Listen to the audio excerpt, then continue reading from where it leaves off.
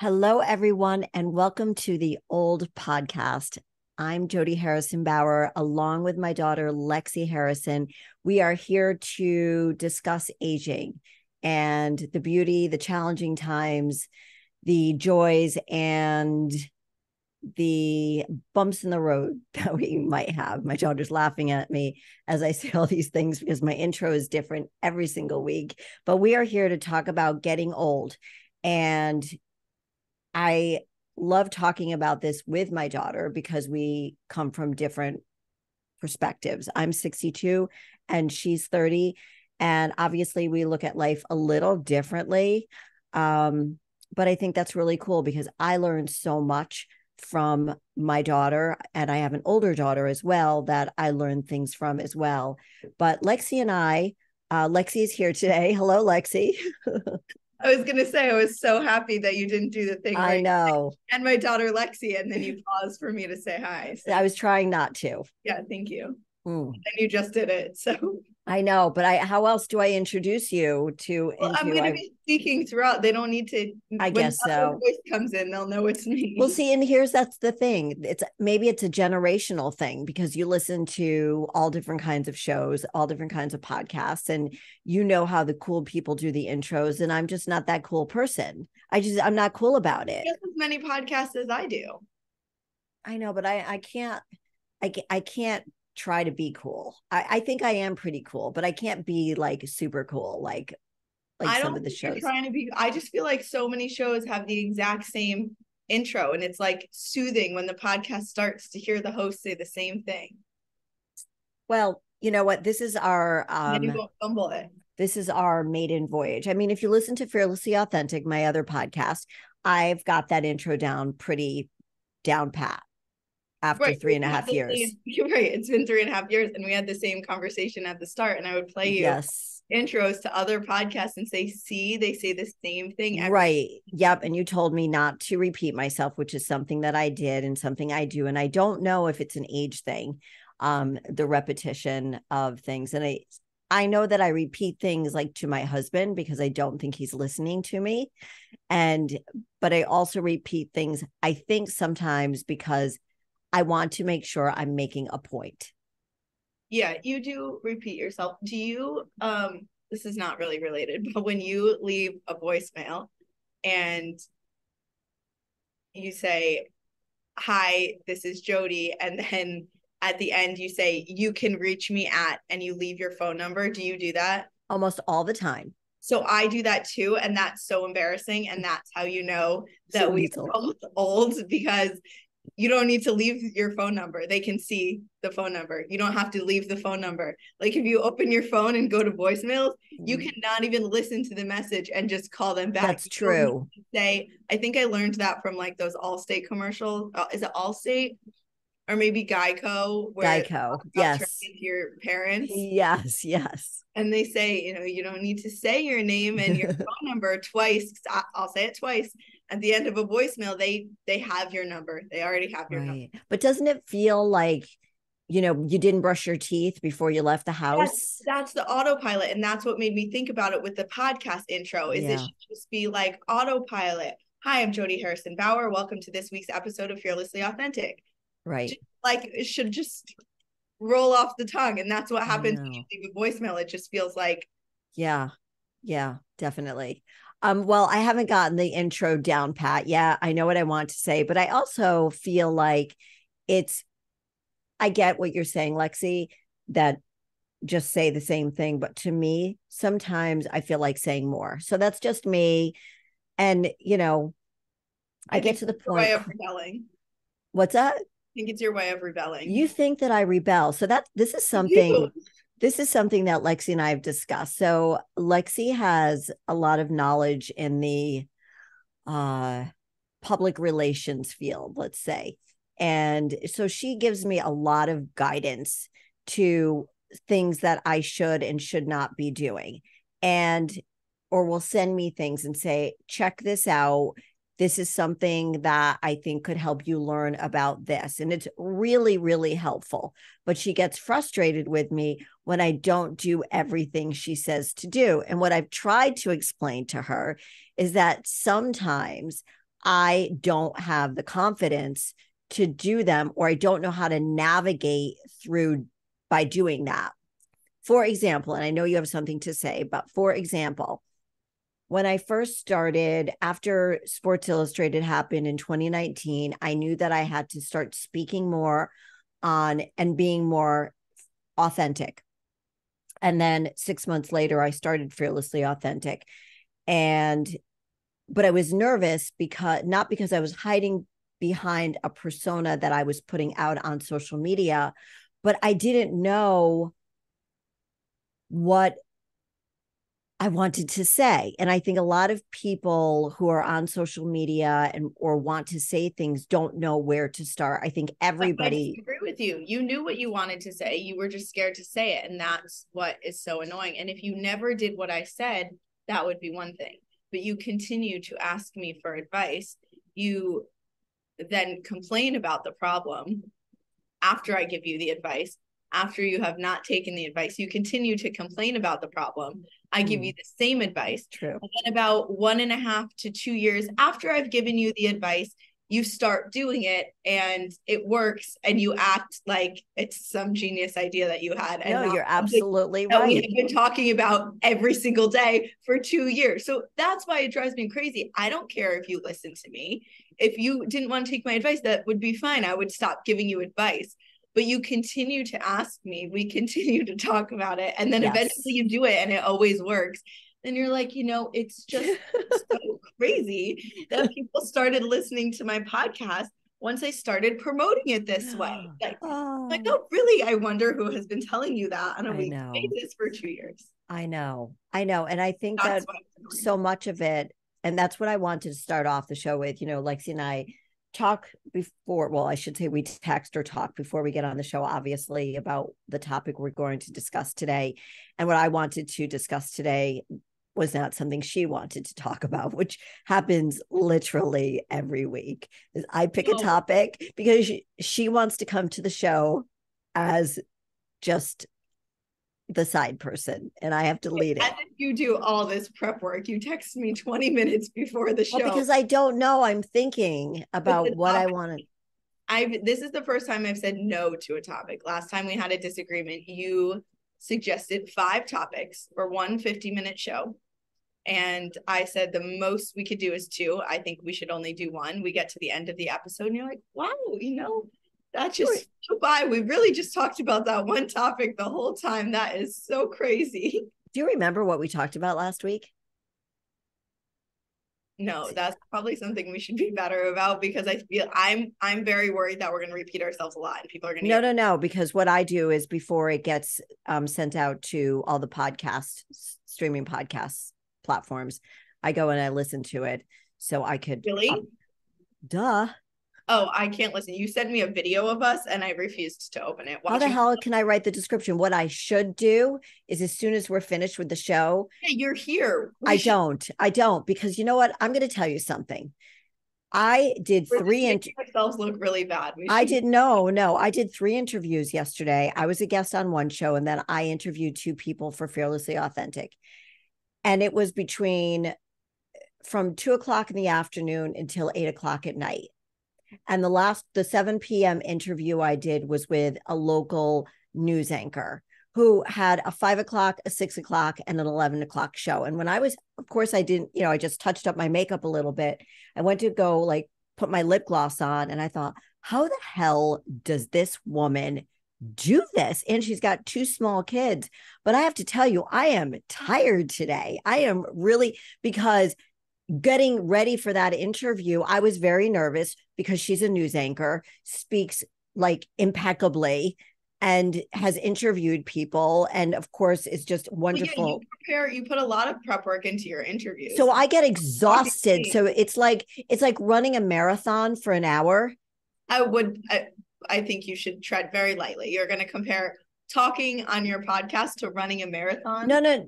I'm saying that mentally, it does take a lot out of me. Okay, it's not like a marathon. It's like a good workout. Okay. I'm just saying that when you are intense about 4 hours. Lexi, I'm talking about the intensity. That's Yeah. what we're talking about, today's intensity. Okay. It's all not right. comparable. Okay, so we're gonna move on from this subject. What I wanted to talk about today was how much this sounds so clinical the way I'm going to say it right now. Lexi and I went away for the weekend together. She came to a concert with me because my husband didn't want to go. And I sort of twisted her arm. And I know that if something better came along, she would have blown me off. But I was very, very grateful that. Did you really? Oh my God. I would have gone by myself. I mean, I don't know if I would have driven to Boston all by myself. It was a schlep. New It was a York schlep. to Boston is like, well, right. 5 hours. I mean, you don't know that? Not really. I haven't been to Boston in many years. So it was really exciting. What? It feels like it should be closer. No, it's 2.5 hours away. Not from here, it's not. No, not from New York. It's 5.5 hours probably. So it's a schlep for sure. So Lexi joined me on this journey to go to Boston, and I brought appropriate snacks. She actually praised me and said, "Good job on the snacks, Mom." I felt like a first grader. I walked she picked me up from the train station, and she had a cooler full of snacks and water. I thought I was going to have to beg for a pit stop right away. No, I know how to take care of you and your sister, who lives much farther away. So Lexi and I do see each other often, and but I hadn't seen her in a while. Oh my God. Every time we see each other, she's so dramatic about it. And we talk on the phone every day. We obviously do this show once a week. So like I see her face a lot, and we see her in person minimum. I haven't seen you in a month. I've not physically been able to give you a hug in a month because you've been traveling. She's been all over the place. Go ahead. I'm 30 years old. It's summer and we live in different states. Like I don't know anyone who sees their mom. I do. And every time I see her, she's so dramatic about it. I told her it's a little embarrassing how much time we spend together. There was a guy that I was dating last year who my mom found at a bar. We were at a bar together, and she tapped that's right. shoulder and like sold me to him. Was like, "Oh, have you seen my daughter? She's so beautiful." Well, you dated him for 6 months. But we dated for a little bit, so it worked out well. But it was during that period of time, it wasn't the best time of my life, and so we were seeing each other a lot. Yeah, not so, but we were seeing each other a lot, and more so. You actually wanted me around. I had to start lying to him about what I was doing because I was getting so embarrassed that every time it's like, "What are you doing tonight? What are you doing tomorrow?" Blah blah blah. It always involved my mom, and so I started lying, pretending that I was like with friends or doing other things, and that's when I told her for the first time that we might spend too much time together. Well, going back, we had our big reunion this week. So just going back for 2 minutes is when, and this always comes up because it was a big part of growing up and my relationship and our relationship, is that when Lexi was 8, her dad and I got divorced, and Alyssa, her older sister, was 12 at the time. But they were almost like 9 and 13. Really tough ages, you guys. Really tough ages. But as I will tell anyone who's thinking about getting divorced, is there's no good time and there's no best age ever. The best time about to get divorced is never.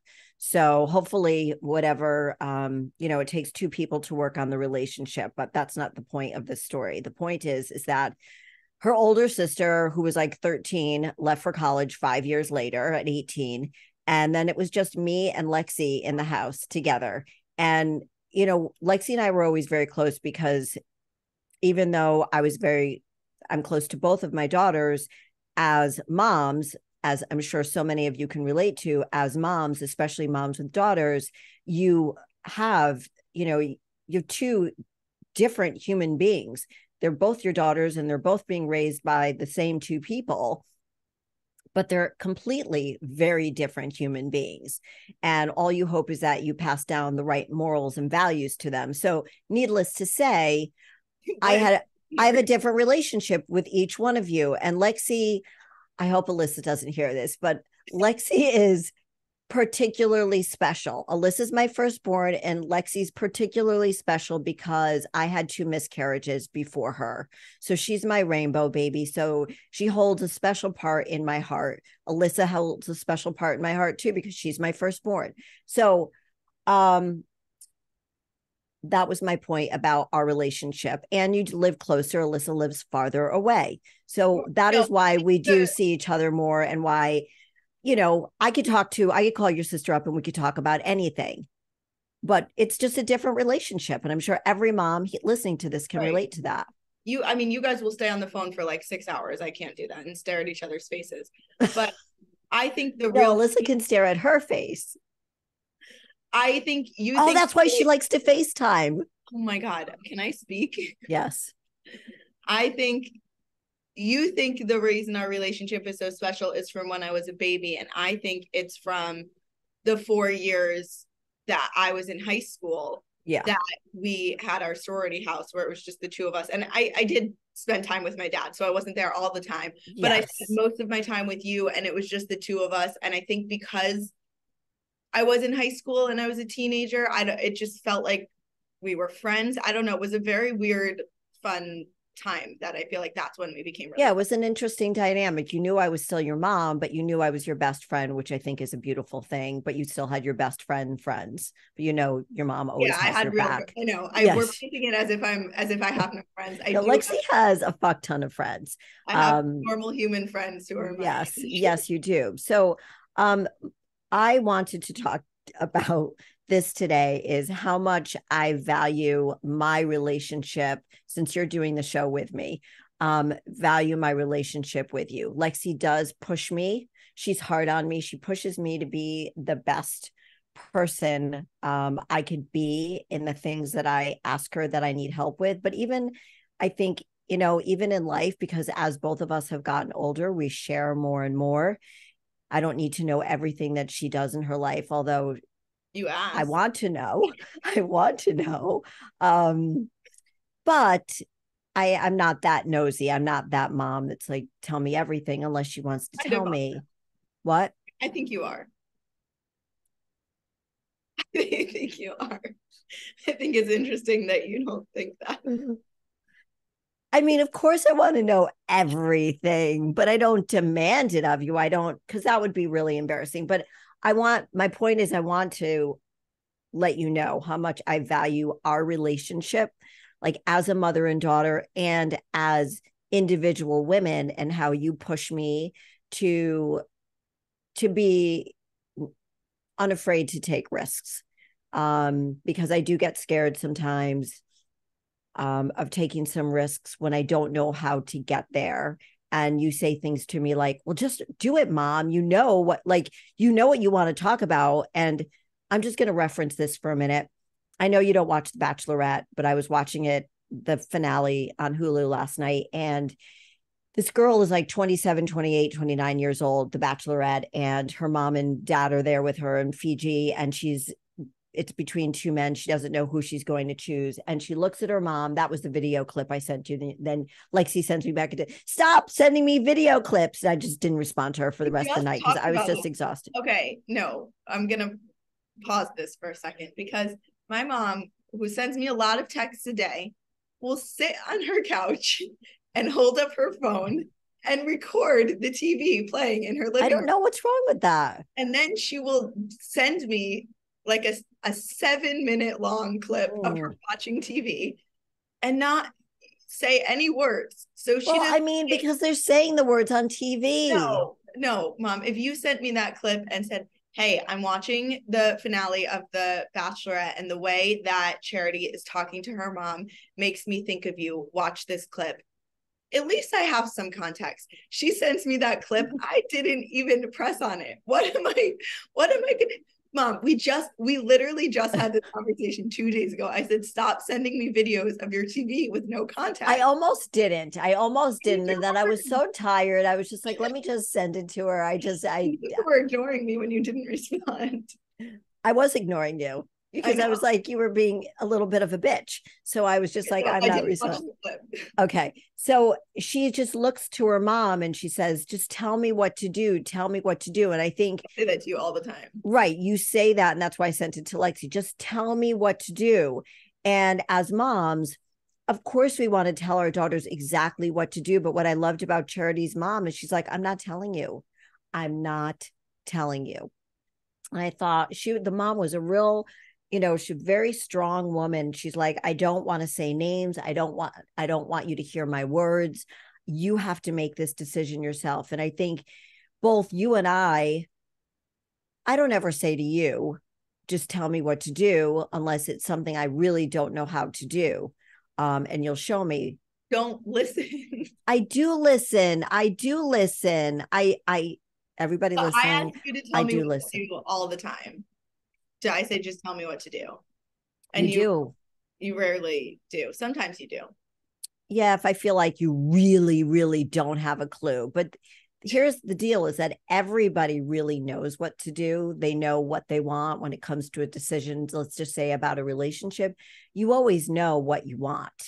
It's just you would never tell me to break up with someone if I was like, oh, I don't know if I should break up with them. But if I said, okay, I'm breaking up with them, I don't know how to do it, what do I do? Then you would tell me what to do. Yes. But if you said to me, what do you think? I'm thinking about breaking up with so-and-so. What do you think? And I totally would never tell you what to do, because I don't want that holding on me, because there have been some relationships that I've like, I wish you would break up with him. And you're like over the moon happy. So like, who am I to say this isn't making you happy, just because I may not love the person? We'll debrief after the call on who those were. Yes. So I just wanted to put it out there that I do value everything that you say. And I had so much fun with you in Boston. And I think you actually had fun with me.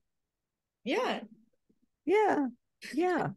And I think that every mother-daughter relationships are very complex and can be very complicated, because there is that unconditional love that moms have for their daughters. And we want to see them.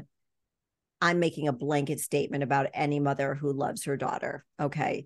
Is that we do have unconditional love for them, and we want to see them doing better and making better decisions than we ever did, and taking their time, maybe more time in decision making than we ever did also, because maybe we felt like time was running out for us. And being older, we have perspective now, and we're like, you have time. You don't have to rush anything, because we have this incredible wisdom of having life experiences. We know that there's time, when sometimes our daughters think that, something might be too late for them, or they're not sure. So we can see. Well, the only thing you hear old people saying is life is so short. Life is so short. Life is so short. So yeah. Why would we not think we're running out of time? Because right. So you don't take that as how short life is. So I very much take that as, okay, running out of time. I have to think about that. I don't know. I know we say it because of where we are in life, that life is short, because when we look back, we're like, shit. Well, everyone says life is where short. Is that time? I know. I remember my grandparents used to say it. I'm like, or when there was a birthday, right? And they'd say, to health. And I'm like, fuck health. Like, who needs health? I'm 10 years old, right? I'm healthy, or 15 or 18 or 23 or 25. But now, like, yes, I get it. It's to health. It's to health and happiness, because those are the two things everybody wants in life. But the other thing is as Lexi and I are talking about me not listening to a lot of things that she suggests to me, she inspires me. And you've always had a good head on your shoulders. And you've always inspired me to just live up to, I almost feel like what? Well, I appreciate this praise despite how uncomfortable it makes me. You're so funny. I don't know if this is really entertaining for people to just listen to you talk about how much you love me. Can we maybe make this a larger conversation? Yes, I will tell you that. Did you want to talk about the Barbie movie, Mothers and Daughters? Yes, but we're going to be That taking was also part of our right. big weekend adventure. We're going to be The talking last about people that. who went to see the Barbie movie. Yeah, and I wouldn't have wanted to go see the movie with anyone else but you and your sister. But what I wanted to say was that you and your sister have always been my purpose. And I've always worked hard on myself to be the best role model that I could be for you. And so that's why sometimes it's hard when you say, well, Mom, you didn't listen to me, because I want you to look at me and say, I told my mom to do that, and now she's doing it. I told my mom to do that. And so when you're like, well, Mom, you don't listen to me, then I feel like I've let you down. Maybe that's the people pleaser in me. You do, because then we just have just had two conversations about two things that you've recently done that I have been telling you to do for literally years. Yes. You straight face said to me, I don't know what I've been doing to make this happen. Like you couldn't believe it. Like something just magically I know. It takes me a while. All right. We are going to take a quick break. We'll be back in a minute. Okay. All right. So we'll talk about where all these followers are coming from. It's so crazy. All right. We're going to start back up again. Okay. We're going to talk about the Barbie movie. Okay, yeah, just don't make it so focused on like me and you. Like, okay, you sprinkle in a personal story, but people don't want to just hear about you personally and me personally. That's boring. Okay. They care about Hello, everyone, and we are back as my daughter is giving me direction as to how we should take this second part of the show. But welcome back to the old podcast where we talk about everything aging. And Lexi and I were talking about our fabulous weekend this past weekend. And what was really fun was just going to my old stomping ground. And I went to school in Boston. So it was really, really fun for me to be there. And Lexi was very patient with me to go to all of, saw my school and went to see where I worked. And it was really, really fun. But we ended the weekend with the viewing of the Barbie movie. We were a little late to the whole Barbie thing, but you made me promise to see it with you, so I waited. Thank you. I appreciate it. Lexi, what did you think of the movie? Oh, no, you go first. Okay. I liked the movie a lot. I knew I would like it. I knew it would be entertaining. I loved the background, all the colors. It was really, really obviously done very, very well, since it's, I think, like the highest grossing picture ever. And I loved the end the most, because I love the message that Rhea Perlman, who plays the inventor, the creator of Barbie, Ruth Handler, says to Barbie about, we mothers stand still so our daughters can look back and see how far they've come. I can't believe I just said that without crying. What? Oh, okay, so I have a question. Yeah. I don't really get it. Like, I cried when she said it. I thought it was very cute. It was very sweet. It was very emotional, but I don't really understand. It means that we work hard to make changes so you can travel behind us and look back and see how far women have come. So it takes strong women, and then we stand still and we're like, fly, flee, go live your life. Go, in this case, go get a vagina, We work, and then we stand still because the spotlight should always be on our daughters. That's what she's saying, is the spotlight is on our daughters. We stand still, so the spotlight is on our daughters and they can see how far they've come. Okay. Because it's not about us as the mothers. It's never about us. No, that I understand. Right. That's really what it was about, is that it's not about the moms. We work hard and then we stand still to let you fly and you be in the spotlight. So back in the day, it was never about the moms getting the glory. It was about their children. So, in my particular case, my mom was never about the moms getting the glory. What mom glory? Well, my mother wanted the glory. but they never actually get it except in like one of those really cute ads that they do during the Olympics.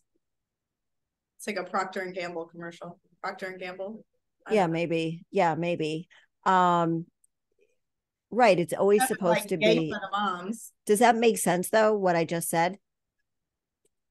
Kind of. I mean, I still don't totally get the standing still thing, but I understand the. It's not like standing still like I can't move. I can't move. I can't move. It's not like that. It's just we work hard and then we stop and we're like, go, take over the world. Take over the world. It's ready. Go. The world is your oyster. Open it up and just enjoy. And that's really what we do as parents, as mothers in particular. Mothers and fathers are very different human beings. Dads would not relate to the movie, I don't think, like that. I personally, I can't see a man really relating to it unless he's very, very in touch with his feminine side or he raised the children himself, and daughters in particular. So I lost it at that point of the movie. And I walked away still kind of crying from it because I know so many mothers put so much effort into the raising of their daughters. And Well, that part. all we want is for them to have more opportunities, a better life, not as much angst, not to make the same mistakes that we made. And I get that she made Barbie, astronaut Barbie, President Barbie, all of these things to show how strong a woman could be. Right. And I never played with Barbies and they never empowered me. And I wonder if my mom didn't have me playing with Barbies. I think I mentioned this to you because maybe she didn't want me to look at Barbie as a role model. I don't know. I mean, Barbie came out in 1959. I know. I wonder when Barbie was like peak popularity. There were certainly Barbies around. Barbies were like pretty prevalent in the 90s, but I think they were making a comeback. But they weren't like the main thing.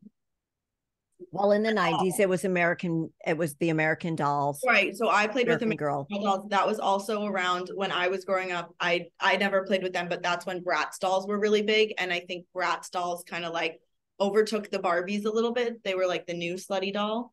Oh, so you look at Barbie as slutty? I look at Bratz as slutty. Okay. I mean, I feel like they were kind of talking about that in the movie a little bit. Yeah. So I wonder when Barbies were like peak toy, but I will say we did have, I mean, I think it was my sister's, but I got to use it, the pink convertible Barbie car. Oh yeah, the Corvette, which was by far the coolest toy we ever had in our whole childhood. Yes. That was sick. And that was definitely Barbie. So when I think of Barbie, I do think of that car and being like, we must have been the coolest kids in the world that we had that car. When I was growing up, we had a Batmobile. What do you mean you had a Batmobile? Like Batman and Robin. Yeah. Was really popular. So we had because my sister was the favorite. She wanted a Batmobile for Hanukkah. Which one of you liked Batman? No, Sharon had to be Batman. Now, I'm the oldest of three girls. Sharon had to be Batman and I had to be Robin. And only Sharon got in the Batmobile. And I had to run behind her with a cape on because she would never let me get in the Batmobile. That's very funny. Yeah, I definitely was never allowed to drive the Barbie car, but I always got to sit in the passenger seat. So what did you think of the movie? I hate when you put me on the spot like this. I don't have any like profound thoughts to share about it. Okay. All right.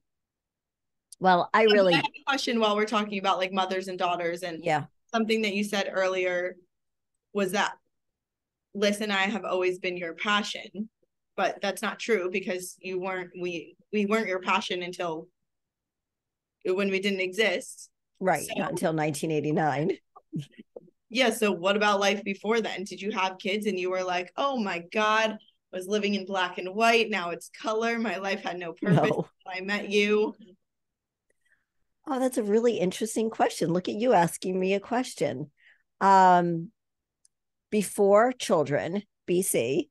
No, I was not lost. I was not that girl who liked to babysit, nor did I like children.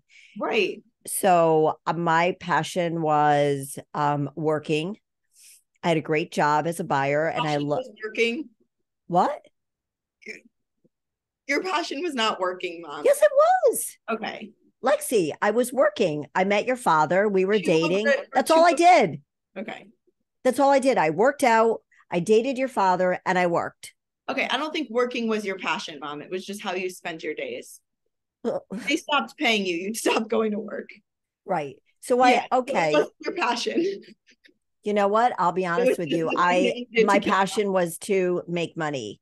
I didn't have a passion. That's fair, but don't lie. Yeah.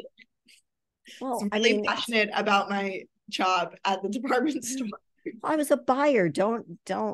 Anyway, so I didn't have any great passions in my 20s, and got married at 24. So no. And then when I met your dad and we started dating, and he, talked to me about, we started getting serious, and he's like, I want children, either 2 or 4. And I said, well, I'm not really sure if I want kids.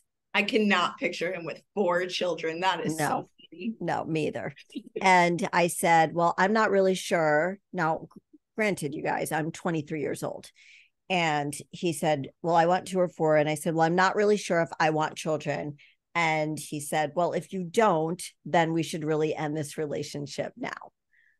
And I thought, okay, well, let me think about this, because I like you and I don't want to end the relationship. So let's think about it. And then I fell in love with him, and, we got married, and then I wanted to eventually have babies. And it is life altering in that it does change everything. It's not about you anymore. It stops being about you. And it's almost like a relief, because when you're in your 20s, it's just, you're thinking about me. What do I want to do? What do I want to look like? What do I wear? All of those. It's very me centered. And then you have a baby. I had mine at 28 and 32. And all of a sudden you're like, whoa, it's not about me anymore. I really like this human being that we just created. I want to love her so much and protect her and teach her and feed her and just friggin' love this kid.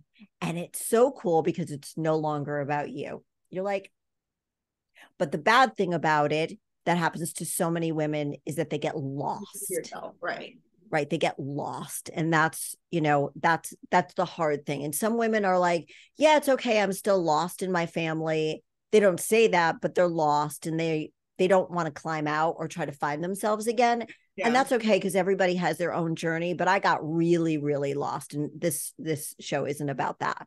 But that was, you became my absolute number one, both of you. It's all I wanted to do is take care of my family. It's all I wanted to do. And then as you got older, then I went back and started taking care of myself. I mean, I always went to the gym, but it wasn't about me. Started finding other. Right. Well, you become friends with other moms that have kids the same age, and, that whole thing happens, and you become part of a different community, and you have new friends. That's what we're talking about. We're talking about passions. Yeah. My passion was then really more so than ever fitness. It was just that was my passion, being healthy and fit and helping other people do the same thing. And then I realized, oh, I could kind of balance it a little bit when they're in school. And that was really beautiful to me, that I was able to do that. And then it got to be, and then I was perfume spritzing also. So I was going out at night on Thursday nights, working from 5 to 9. You guys had a babysitter. And then on Saturdays, we go from 5 to 9 in perfume spritz. Yeah. You work at the perfume counter. I worked for a specific perfume company. I worked for Giorgio of Beverly Hills. And they had 2 scents. I didn't know you did this I thought you did this before us. No. So all the retired buyers became perfume spritzers. Interesting. Yeah. So we were hired as like independent contractors, right? And a company would hire us, like, I don't know, pick a perfume company. It doesn't. So I worked for Giorgio of Beverly Hills, and I would go and I got paid something like $25 an hour. back in 1989. And I would work from 5 to 9, 12 to 4 on Friday, 12 to 4 on Saturday. And then by the time you were like 3, your dad was like, and he was done with law school. He's like, that's enough. Like, I'm cutting you off. You're done with the sprinting. You could, because he wanted me around on the weekends and Friday, you know, he wanted me around on the weekends. Thursdays didn't really get in his way, but I worked 12 hours a week doing that. And then I worked 2 hours a week teaching classes and then trained some clients on the side. So that's when I decided, and I loved it because it got me out of the house. I got dressed, put makeup on. So yeah. So it's really important to find that balance of your purpose and also finding you again so you don't get lost. You don't get lost. But when I stopped the perfume spritzing and you girls got older and, you know, I needed to be around more and more and more, not that I wasn't around because I was around all the time, but you tend to, and depending on the relationship that you have with your spouse, sometimes you can get very lost in the relationship because everything becomes about the children. Every conversation is about the children. Everything is, that's why it's important in a relationship to have that time with your significant other all the time. And also, I will always say this, is always be financially independent of your significant other. Always have your own money. So I always had a little stash, you know, from teaching classes and training clients, but it certainly wasn't enough for me to feel financially independent. And, you know, I don't want anybody to do that. I wouldn't want you or your sister to do that because that puts you in a very weak position. It leaves you kind of open to get hurt. So do you think the reason that so many women tend to get lost in this is because they don't have a passion prior to having children and then they have them and it's like, oh my God, here's this thing. I finally have a purpose. And then they just want to throw everything into the children. Like, I don't have a passion right now and I'm looking for one and I'm nowhere near ready to have children. But I'm trying to find a passion, something that I can dedicate myself to that's not just myself or work, or ideally work that I'm passionate about. That's ideal. That's ideal right now at this point in your life. To figure out what that is. I think there are many people who have things they're very passionate about. And then I would hope that there are many people like me who have never had that sport that they were obsessed with, or the movie they were obsessed with, or the thing that they were, you know, in their basement practicing all the time. Like I was always just kind of floating around. Like whenever you had to do those projects in school, oh my God, there was this project that I have no idea what grade I was in. And it was like an outline of your head. And then inside you had to draw symbols to like describe yourself. So people would sounds like 4th or 5th grade. Like a baseball and a butterfly and a ballet slipper. And I remember being like, what am I supposed to put in here? And I still feel like that. Oh my God, Lexi. I know. Maybe you should try doing that today. It is hard. I think you put too much pressure on yourself to find a passion. I think you just need to lean into whatever you feel like. But I'm not feeling anything. Remember when I came home and I was like, everyone has a hobby but me? And then believe me, Alexis, I remember. Yes, I remember. Do you know the guitar is in this apartment with me? It's right over there. Is it? So maybe you should go back to playing the guitar. I don't think that's it. Why not? See, I never put that pressure on myself about a passion. I don't know. I just, it was. Well, I did in school because everyone had like their thing. Right. And so I wanted to have a thing and I never did. And then I didn't really think about it in like high school, college, my early 20s. And now that I've been working for 8 years and I don't have children, which I don't want to have children right now, right. But I'm like, my life could use a little purpose beyond just like keeping myself alive and happy. Do you want me to give you now I'm looking for purpose and passion in work so right. that I've feel like I've hit a certain level with my career. I've proven to myself that I can do it. And now I'm looking for something more, which for me is passion. And I think that is probably a pretty common thing, especially as women are having babies later. Yeah, I was this news anchor that I was interviewing last night at 7. Like the word passion never, I mean, it came up.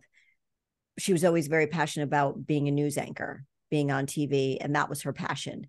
So Right. then she didn't have her kids until she was 40 and 42.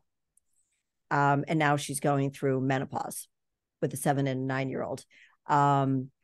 So that's like a lot going on in her 40s. But she was just talking about her passion, and it was always her job.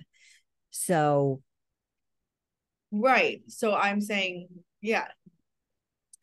um, So I I think always, you've been doing your job for a while, and yeah, the thrill of doing the job and doing it well, and oh my God, I'm working and I'm living in a city, and oh, I got promoted, and oh, I'm making this much money. After the thrill of that wears off, which it doesn't always for some people, right. and some people are really passionate about their jobs.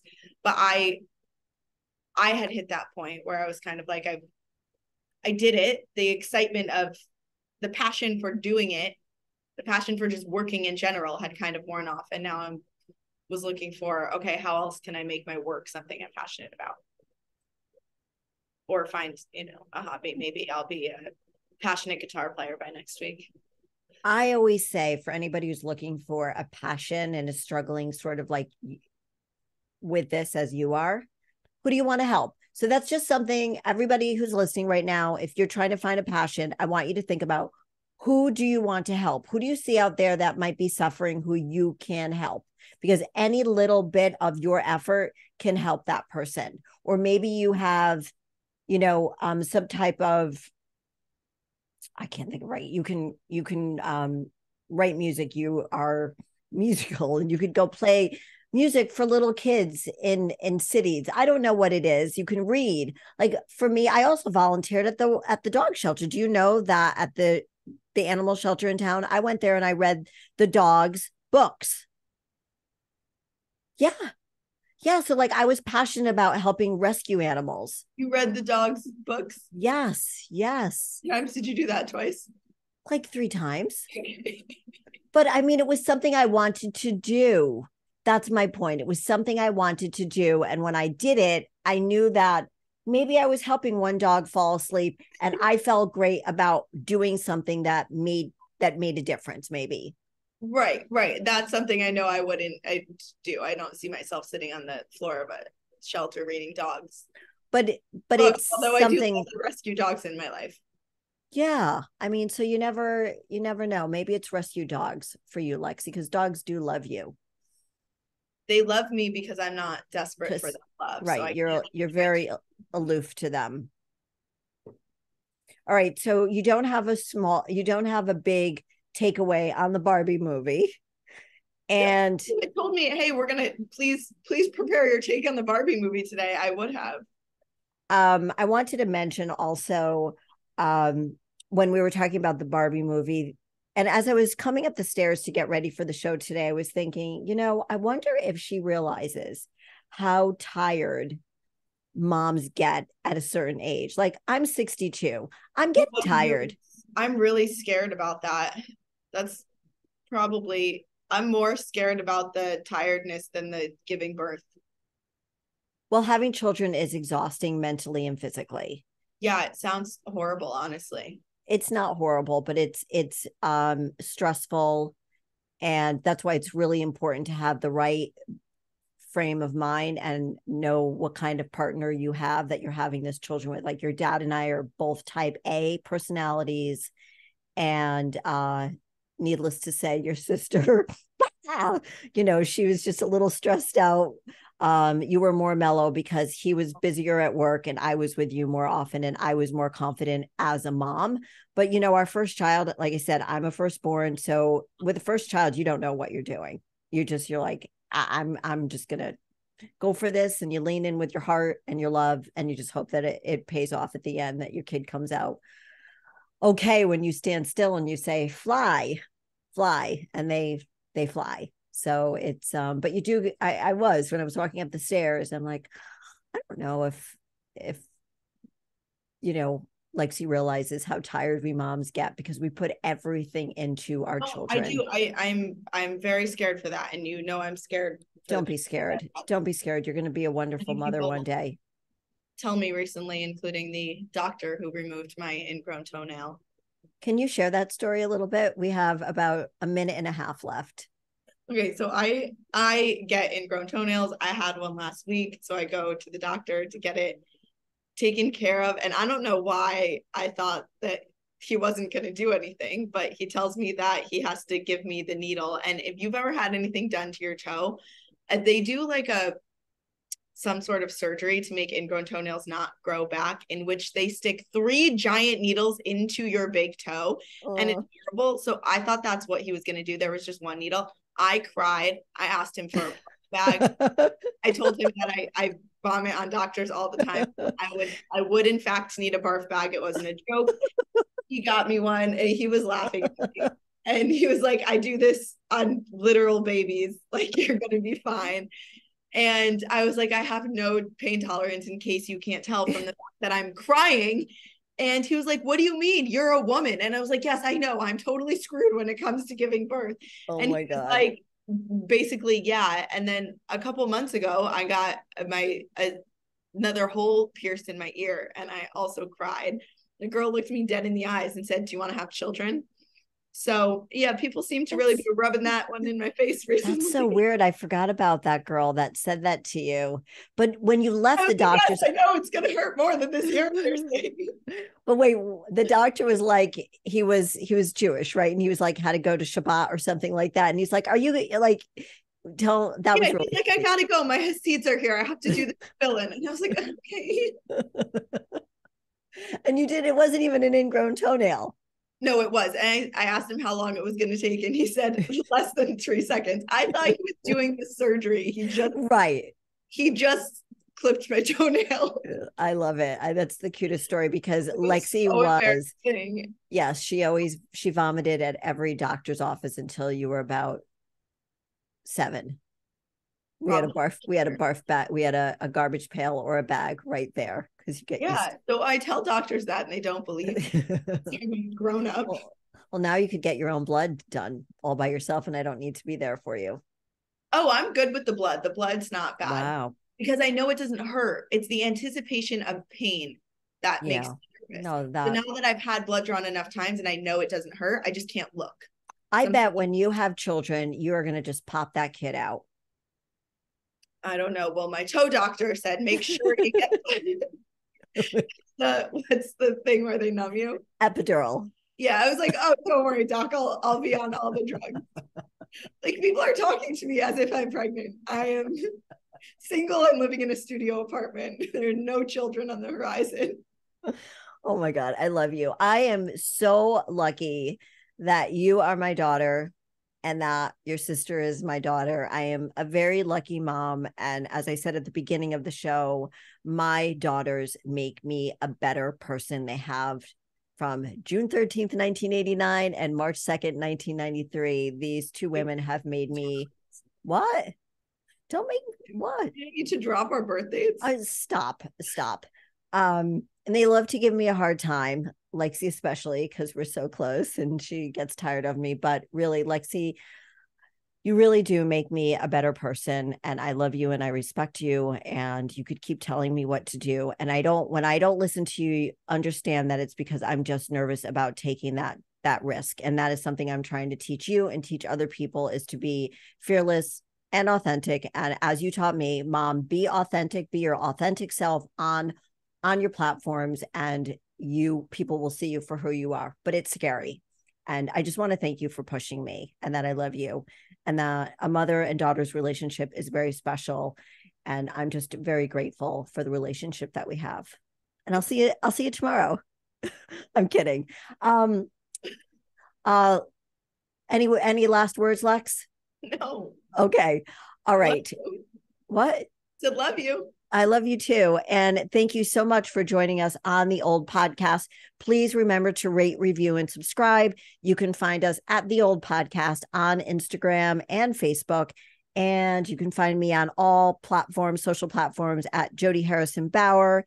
And check us out on YouTube as well at Jodi Harrison Bauer. You can see what me and Lexi look like when we do our shows.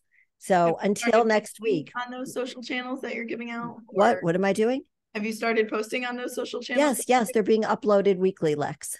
Okay. Love you. Bye. Thank you for listening, everyone. We'll see you next week. Bye.